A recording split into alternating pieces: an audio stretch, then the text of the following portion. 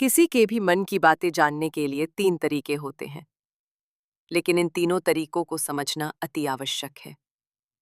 यदि आप इन 3 तरीकों को समझ लेते हैं, तो आप किसी के भी मन की बातें बड़ी ही आसानी से जान सकते हैं। बहुत समय पहले की बात है, एक छोटा सा गांव था। उस गांव में 2 भाई रहा करते थे।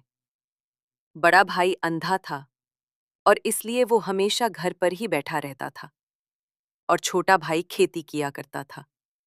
लेकिन खेतों में अत्यधिक जानवर आने से पूरी फसलें नष्ट हो जाती थीं, जिनके कारण छोटा भाई बहुत ही ज्यादा परेशान हो चुका था।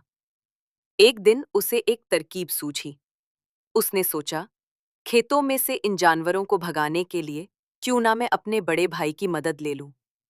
वैसे भी बड़े भैया अंधे हैं, खेतों में बैठे रहेंगे और जानवरों की आहट आने पर वो उन्हें जोर से चिल्लाकर भगा भी सकते हैं, जिससे हमारी फसलें नष्ट होने से बच जाएंगी। ये सब सोच विचार करने के बाद उसने अपने खेत में एक झोपड़ी तैयार कर ली और अपने अंधे भाई को खेत में बैठा दिया और उनसे कहा, भैया, यदि कोई जानवर की आहट आपको सुनाई दे तो आप जोर जोर से चिल्लाना। ये सुनकर वो जानवर यहां से भाग जाएंगे और हमारी फसलें नष्ट होने से बच जाएंगी। बड़ा भाई खुशी खुशी अपने छोटे भाई की बात मान भी लेता है और वो उस दिन से खेत में ही रहना शुरू कर देता है। जब भी किसी जानवर की आहट उसे सुनाई देती, तो वो जोर जोर से चिल्लाने लगता, जिससे वो जानवर वहां से भाग जाता था। ऐसा करते करते कई दिन बीत चुके थे। तभी एक दिन उसके खेत में एक हिरन भागता हुआ आया और वो खेत की बाड़ को तोड़कर वहां से भाग गया। लेकिन उसे हिरन का पीछा करते हुए एक राजा भी उस खेत में आ पहुंचा। तभी राजा की नजर उस अंधे भाई पर पड़ती है। राजा उस व्यक्ति से कहता है, देखो, मैं यहाँ पर एक जानवर का पीछा करते हुए आया हूँ। क्या तुमने उस जानवर को यहाँ पर देखा है? पर वो व्यक्ति कहता है, हे राजन, मैं तो अंधा हूँ। मैं भला किसी जानवर को कैसे देख सकता हूँ? लेकिन मैं आपको इतना जरूर बता सकता हूँ कि जो जानवर मेरे खेतों से भाग कर गया है, वो आपके लायक नहीं है। आप उसके पीछे अपना समय बर्बाद ना करें। राजा संदेही व्यक्ति की बात सुनकर बड़ा ही अचराज में पड़ जाता है। वो सोचने लग जाता है कि ये तो अंधा है, फिर इसे कैसे पता चल गया कि जिस हिरन की तलाश कर रहा हूं वो मेरे लायक नहीं है। तभी राजा उस अंधे व्यक्ति से कहता है, कहीं तुम मुझसे झूठ तो नहीं बोल रहे हो कि तुम अंधे हो? और तुम्हें कैसे पता कि जो जानवर यहां से भागा है वो मेरे लायक ही नहीं है? इस पर वो अंधा व्यक्ति कहता है कि ये राजन, जिसे आप एक हिरन समझ रहे हैं, असल में वो एक हिरन नहीं है, बल्कि एक मादा हिरन है, और वो गर्भवती भी है। और जहां तक मुझे जाट है, मैंने कभी किसी राजा को किसी गर्भवती हिरन का शिकार करते हुए नहीं सुना है, और इसी कारण से मैं आपसे ये कह रहा हूं कि हिरन आपके लायक नहीं है। आप उसके पीछे अपना समय व्यर्थ ना करें। ये सुनकर राजा और भी अचरज में पड़ गया कि अंधा आदमी कैसे जान सकता है कि वो हिरन गर्भवती है। राजा कुछ देर सोच विचार करने के बाद अपने सेनापति से कहता है, सेनापति जी, मुझे वो जानवर जिंदा चाहिए, क्योंकि मुझे ये पता करना है कि क्या वो गर्भवती है या नहीं। क्योंकि ये अंधा आदमी बहुत विश्वास के साथ कह रहा है और मुझे इस बात की पुष्टि है। यदि वो हिरनी हुई और गर्भवती भी हुई तो वो हमारे शिकार के लायक नहीं है, क्योंकि हम तो एक हिरन का पीछा कर रहे थे। इसलिए जाओ और पता करो क्या वो हिरनी है। सेनापति राजा से आज्ञा लेकर आगे की ओर चला गया, और कुछ देर बाद जब वो वापस लौटा तो वो राजा से कहता है, हे राजन, इस अंधे आदमी ने आपसे जो भी बातें कही थी वो बिल्कुल सही थी। वो एक हिरनी ही है और वो गर्भवती भी है। ये सुनकर राजा आश्चर्यचकित हो गया। वो सोचने लगा कि एक अंधा आदमी जो कभी देख नहीं सकता, वो ये कैसे जान सकता है? आखिर इसे कैसे पता चल गया? ऐसे कई सारे प्रश्न राजा के मन में उमड़ने लगे। अब राजा ने ठान लिया था कि मुझे इस बात की तह तक पहुंचना है कि आखिर ये अंदाज में कैसे जानता है कि वो जानवर गर्भवती है। ये सोचकर राजा उस अंधे आदमी के पास जाता है और उस अंधे आदमी से कहता है, देखो, मैं ये तो नहीं जानता कि तुम सचमुच में अंधे हो या नहीं, लेकिन मैं तुमसे एक बात जानने आया हूं। क्या तुम मेरे प्रश्न का सही सही जवाब दोगे? इस पर वो अंधा व्यक्ति कहता है, हे राजन, आप जो कुछ भी पूछना चाहते हैं, आप पूछ सकते हैं। मैं आपको बिल्कुल सच-सच जवाब दूंगा। इस पर राजा कहता है, देखो, एक तो तुम कहते हो कि तुम अंधे हो और दूसरी तरफ तुमने ये बता दिया कि जिस जानवर का पीछा कर रहा हूं, वो एक हिरनी है और वो गर्भवती भी है। तुम्हें कैसे पता चल गया? तुम्हारे खेत में तो और भी जानवर आते होंगे और भी तो जानवर यहाँ से गुजरते होंगे। फिर तुमने ये कैसे अंदाजा लगाया? तभी वो अंधा व्यक्ति राजा से कहता है, हे राजन, आप जिसका पीछा कर रहे थे, वो जब मेरे खेत में आई, तो उसकी रफ्तार और उसके भागने की आहट से मुझे ये एहसास हो चुका था कि वो एक हिरनी है। और मेरे खेत की जो बाड़ है, जो जानवरों को रोकने के लिए खेत के चारों तरफ बनी है, वो बहुत छोटी है।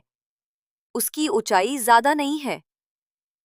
लेकिन वो जानवर इस बात को तोड़कर भागे, और यदि वो इस बात को छलांग लगाकर पार करने का प्रयास करती, तो इससे उसके बच्चे को खतरा हो जाता। और इसी बात से मैंने ये पता लगा लिया कि वो गर्भवती है। इस पर राजा के मन में एक और प्रश्न उठा। राजा ने कहा कि तुम्हें कैसे पता चल गया कि वो एक हिरनी ही है? और भी दो जानवर यहां से आते जाते होंगे। इस पर वो अंधा व्यक्ति कहता है, राजन, मैं पूरा दिन सुबह शाम यहीं पर बैठा रहता हूं और मेरे सुनने की शक्ति बहुत तेज है। मैं भांप सकता हूं कि कौन सा जानवर मेरे खेत में आया है, और उसी के आधार पर मैं जोर जोर से चिल्लाता हूं ताकि वो मेरे खेत से भाग जाए और मेरे खेत की फसलें नष्ट होने से बच जाए। राजा उस अंधे आदमी का ये जवाब सुनकर पूरी तरह से संतुष्ट हो चुका था। वो मन ही मन सोच रहा था कि आदमी भले ही अंधा है, लेकिन ये तो बड़ा ज्ञानी मालूम पड़ता है। इस आदमी से कुछ न कुछ तो काम निकलवाना ही चाहिए। ये विचार लिए राजा वहां से वापस अपने महल की ओर लौट जाता है। कुछ दिनों के बाद राजा अपने सेनापति को आदेश देता है कि जाओ और उस अंधे व्यक्ति को महल लेकर आओ। सेनापति अपने राजा की आज्ञा का पालन करता है। वो तुरंत ही उस अंधे आदमी के पास पहुंचता है और उस अंधे आदमी को राजमहल चलने के लिए कहता है। अंधा व्यक्ति बड़ा ही चालाक था। वो समझ चुका था कि राजा जरूर मुझे कुछ न कुछ काम सौंपने वाले हैं और वो काम मुझे मुसीबत में डाल सकता है। लेकिन फिर भी वो सेनापति की बात मान ली और सेनापति के साथ राजमहल पहुंच गया। राजमहल पहुंचते ही राजा उस अंधे व्यक्ति से कहता है, आप तो बड़े ज्ञानी हैं। आपको किसी भी बात का पता बड़ी आसानी से चल जाता है। आज मैंने आपको यहाँ इसलिए बुलाया है क्योंकि मैं आपसे ये जानना चाहता हूँ कि मेरी पत्नी पतिव्रता है या नहीं। इस पर वो अंधा व्यक्ति कहता है, हे राजन, ये कैसा प्रश्न हुआ? इस पर राजा कहता है, मैंने बिल्कुल उचित प्रश्न किया है। मुझे इस प्रश्न का उत्तर दीजिए। इस पर वो अंधा व्यक्ति कहता है, हे राजन, ये सारी बातें जाने दीजिए। आपकी शादी को इतने साल बीत चुके हैं और अब आप ये बात क्यों जानना चाहते हैं? आपके मन में ऐसे प्रश्न क्यों उठ रहे हैं? इस पर राजा जिद करते हुए कहता है, आपको मुझे इस प्रश्न का उत्तर जरूर देना होगा। यदि आप मुझे इस प्रश्न का उत्तर नहीं देंगे, तो मैं आपको मृत्यु दंड दे दूंगा। राजा के मुंह से ये बात सुनकर वो अंधा व्यक्ति कहता है, हे राजन, यदि आप इस प्रश्न का उत्तर जानना चाहते हैं, तो इसके लिए आपको मेरा एक काम करना होगा। राजा कहता है, बोलो, मुझे क्या काम करना होगा? इस पर वो कहता है, इसके लिए आपको अपनी पत्नी को मेरे साथ कमरे में अकेले छोड़ना होगा। उस अंधे व्यक्ति की ये बात सुनकर राजा पहले तो क्रोधित हो जाता है, लेकिन फिर कुछ सोच विचार करने के बाद वो उस अंधे व्यक्ति की बात मान लेता है और अपने सेनापति को आदेश देता है, सेनापति जी, इस व्यक्ति को और मेरी पत्नी को एक कमरे में कुछ देर के लिए अकेला छोड़ दें। सेनापति बिल्कुल वैसा ही करता है। अब राजा की पत्नी और वो आदमी एक कमरे में बंद हो चुके थे। तभी आदमी राजा की पत्नी से कहता है, रानी, मैं आपको छूना चाहता हूं। इस बात पर रानी अत्यधिक क्रोधित हो जाती है और उस अंधे व्यक्ति को पकड़ पकड़ कर पीटने लगती है, कभी हाथों से, तो कभी लाठों से, तो कभी पटक पटक कर। इस तरह उसने अंधे आदमी की बहुत पिटाई की। उसके बाद किसी तरह से वो अंधा आदमी अपनी जान बचाकर वहां से भाग निकलता है और राजा के पास पहुंचता है और राजा से कहता है, हे राजन, आपकी पत्नी पतिव्रता नहीं है। ये बात सुनकर राजा अत्यधिक क्रोधित हो उठता है और राजा अपनी तलवार म्यान से निकालकर सीधा अपनी पत्नी की ओर जाता है। क्रोधित होकर वो अपनी रानी से कहता है, रानी जी, आज मैं जो भी सवाल आपसे करने वाला हूं उसका मुझे सच सच जवाब दीजिएगा, और यदि आपने एक शब्द भी छोटा कहा तो मैं आपका सर अभी आपके धड़ से अलग कर दूंगा। आगे राजा कहता है, मुझे बताइए आप पतिव्रता हैं या नहीं। इस बार रानी कहती है, हे राजन, आप भले मुझे जान से मरवा दे, लेकिन आज मैं सच बोलूंगी, मैं पतिव्रता नहीं हूं। राजा ये बात सुनकर बहुत ही दुखी और निराश हो जाता है।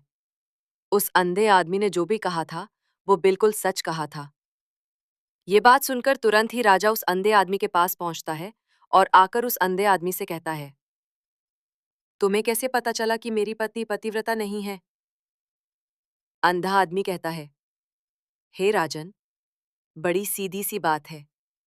मैंने तो आपकी पत्नी से बस इतना ही कहा था कि मुझे आपको छूना है, और इस बात पर वो इतना क्रोधित उठी कि उन्होंने गुस्से में आकर मुझे लात घूंसों से पीटना शुरू कर। और भला कोई औरत किसी और मर्द को कैसे छू सकती है? लेकिन उन्होंने ना आव देखा ना ताव, बस लात घूंसों से मुझ पर बरसना शुरू कर दी।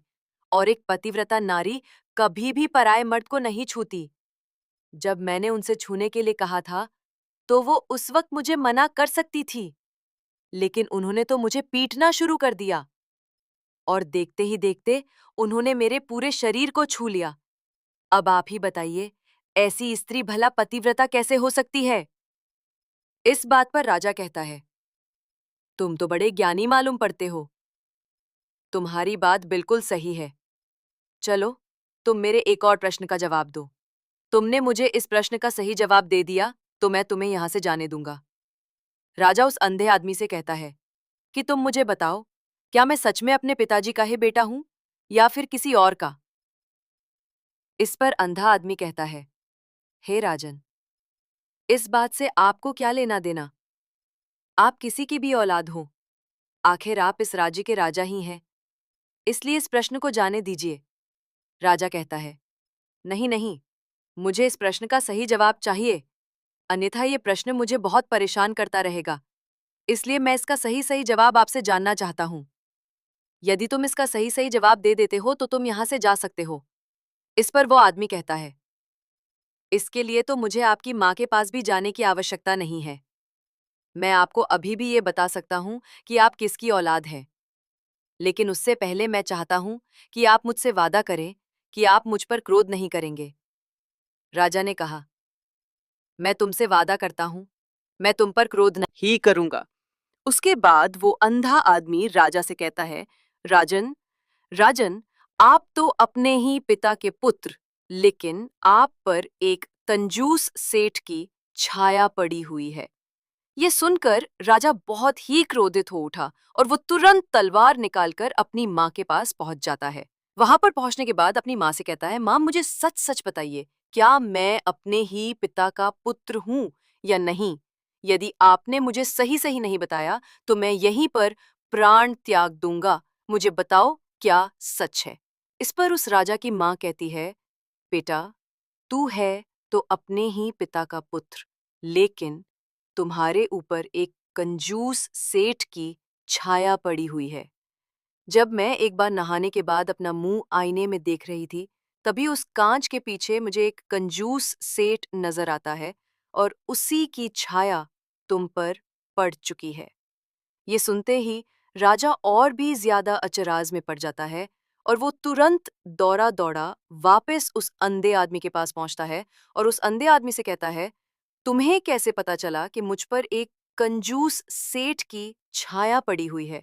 इस पर अंधा आदमी कहता है, राजन, आपने मुझसे कई सारे सवाल पूछे जिनका जवाब भी मैंने आपको सही से दिया। यदि कोई और राजा होता तो मुझे उसके बदले ढेर सारे इनाम दिया होता, लेकिन अब तक आपने मुझे एक फूटी कौड़ी भी नहीं दी। इस बात से मैंने अंदाजा लगा लिया था कि आप बहुत कंजूस हैं।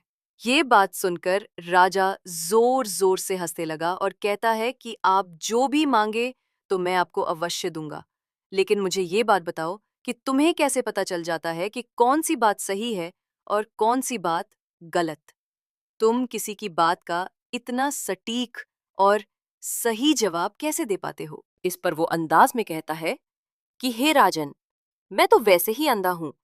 मेरी आंखें होती तो मैं किसी की भी मन की बातें बड़ी सरलता से जान लेता। मन की भी एक भाषा होती है और ये भाषा मनुष्य के शरीर के व्यवहार के रूप में देखी जा सकती है। उसकी आंखों से, उसके होठों से, उसकी दान करने के तरीकों से, उसकी क्रियाओं से ये पता किया जा सकता है उसके मन में क्या चल रहा है। उसके आधार पर हम किसी के भी मन की बातें जान सकते हैं। लेकिन मैं तो जन्म से ही अंधा हूं।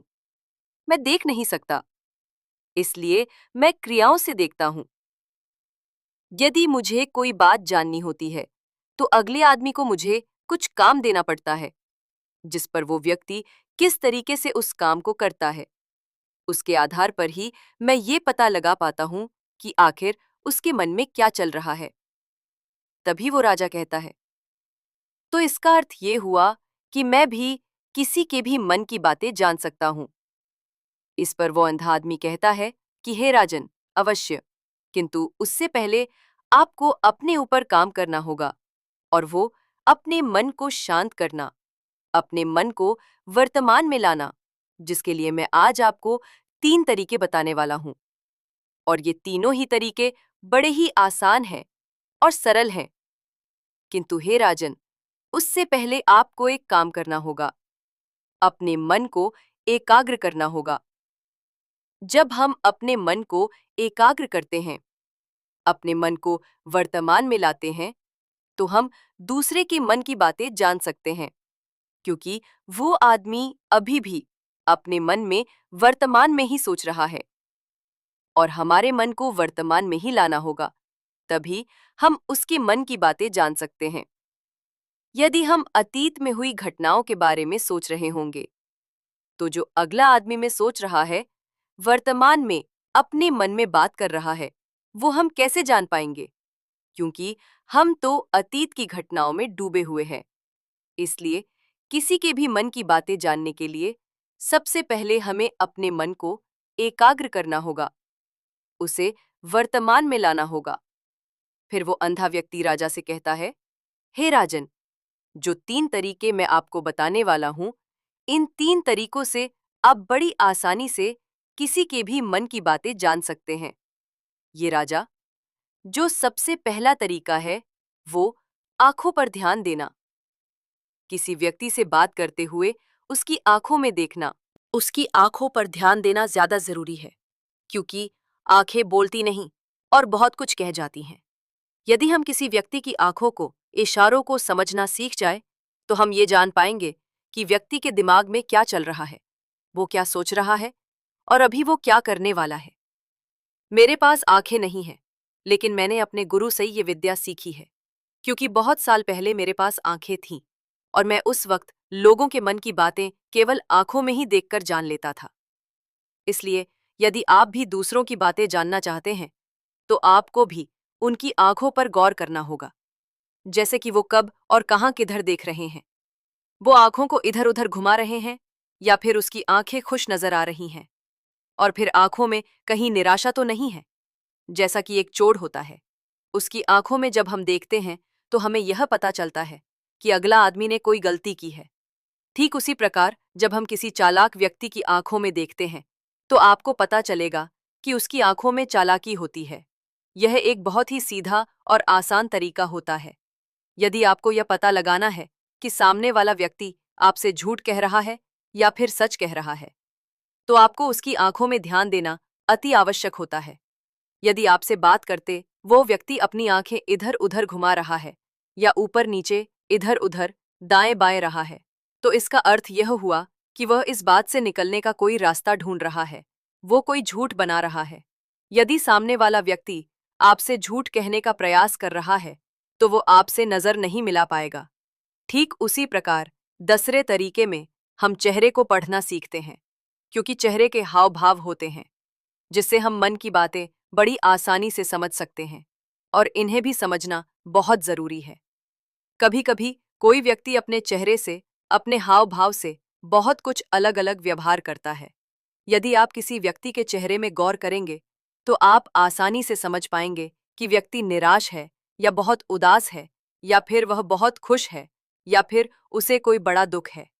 तो अपने अंदर क्या महसूस कर रहा है, ये सारी बातें हम उसके चेहरे के हाव भाव से पता कर सकते हैं। फिर चाहे इंसान जुबान से कुछ बोले या फिर ना बोले, लेकिन आप उसके चेहरे से सब कुछ पता कर सकते हैं। आगे अंधा व्यक्ति राजा से तीसरा तरीका बताते हुए कहता है कि हाथों के शरीर का व्यवहार मन की बात समझने के लिए हमें हाथ के इशारे और शरीर के व्यवहार को समझना बहुत ही आवश्यक है। कोई व्यक्ति जब भी बात करता है, जो आपने देखा होगा कि वो अपने हाथों को हिलाता है, अपने हाथों से इशारा करता रहता है। वो बातों के साथ साथ अपने शरीर का जो व्यवहार रहे उसका भी पूरा उपयोग करता है, जिससे हमें ये पता चल पाता है कि वो व्यक्ति हमारी बातों पर कितना ध्यान दे रहा है और उसके मन में क्या चल रहा है। शरीर के व्यवहार को देखने के लिए उसके हाथ हिलाने के, चेहरे पर बार बार हाथ लगाने और हाथों को एक दूसरे पर मसलना, ऐसी बहुत सी क्रियाएं करता है। उस पर हमें ध्यान देना अति आवश्यक है। मन की बात को समझने के लिए हमें शरीर के विज्ञान को भी समझना पड़ता है। यदि हम डन 3 तरीकों को अच्छी तरह से समझ लेते हैं तो हम बहुत जल्दी किसी भी व्यक्ति के मन की बातें बड़ी सरलता और सहजता से जान सकते हैं। इसलिए यदि आपको किसी के मन की बातें जाननी है तो आपको उसकी आंखों पर, उसके चेहरे पर, उसके शरीर के हाव भाव को और उसके हाथों को ध्यानपूर्वक देखना होगा और समझना भी होगा, जिससे आप ये समझ पाएंगे कि आखिरकार उसके मन में क्या चल रहा है और वह क्या सोच रहा है। लेकिन उससे पहले आपको अपने मन को एकाग्र करना होगा, शांत करना होगा और अपने मन को वर्तमान में लाना होगा। तभी आप उस व्यक्ति की इन सभी क्रियाओं पर ध्यान दे पाएंगे और उन्हें समझ पाएंगे। आप यदि अतीत की घटनाओं में व्यस्त हैं, भविष्य की योजनाओं में व्यस्त हैं, तो आप उस व्यक्ति के हाव भाव पर कभी ध्यान ही नहीं दे पाएंगे और ना ही आप कभी भी समझ पाएंगे कि आखिरकार उस व्यक्ति के मन में क्या चल रहा है, वह क्या सोच रहा है। यह काम कोई भी कर सकता है। यह एक प्रकार की विद्या है जो मुझे मेरे गुरु ने सिखाई है। राजन, अगर आपको ये जानना है तो मेरे साथ आपको कुछ दिन रहकर इसका अभ्यास करना होगा। राजा तुरंत राजी हो जाता है और वह उस अंधे व्यक्ति को अपने राज्य का राजगुरु नियुक्त कर देता है और खुद अंधे व्यक्ति का शिष्य बन जाता है। तो दोस्तों, यह कहानी आपको कैसी लगी? उम्मीद है इस वीडियो से आपको बहुत कुछ पता चला होगा। और अगर आप नए हैं तो हमसे जुड़ने के लिए इस चैनल को सब्सक्राइब करना मत भूलिएगा। मिलते हैं अगली वीडियो में कुछ नए विचारों के साथ। तब तक के लिए आपका बहुत बहुत धन्यवाद।